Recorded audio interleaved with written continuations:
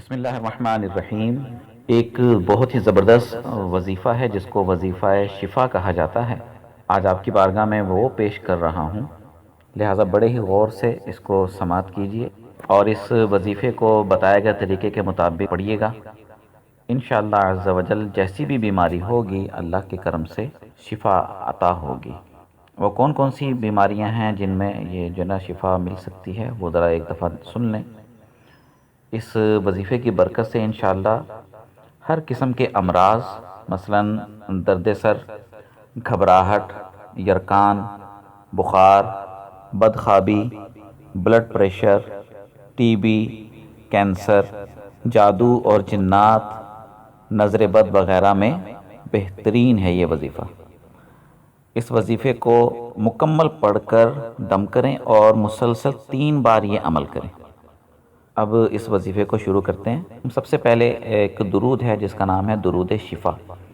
یہ 7 مرتبہ پڑھا جائے گا۔ وہ درود یہ ہے: اللہم صلی وسلم وبارک علی سیدنا و مولانا محمد طب القلوب ودوائها وعافیت الابدان وشفائها ونور الابصار وضیائها وآلہ وصحبہ دائما ابدا۔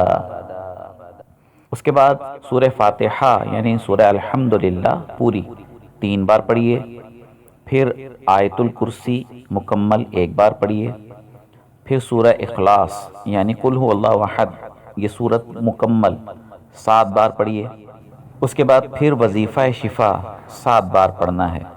وظیفہ شفا یہ ہے: عجب یا حمزائیل بحق شیء یا شافی الامراض وننزل من القرآن ما هو شفاء ورحمۃ للمؤمنین صدقت یا شافی۔ اس کے بعد نعت علی شریف 7 مرتبہ پڑھیے۔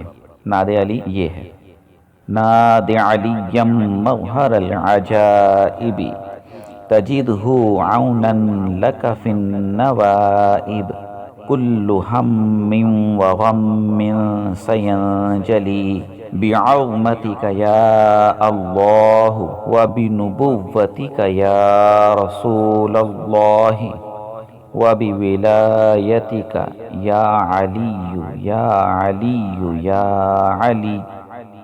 اس کے بعد پھر سورہ فلق 1 مرتبہ مکمل پڑھیں اور سورہ ناس 1 مرتبہ مکمل پڑھیں، اور آخر میں درود شفا 3 بار دوبارہ سے پڑھیے۔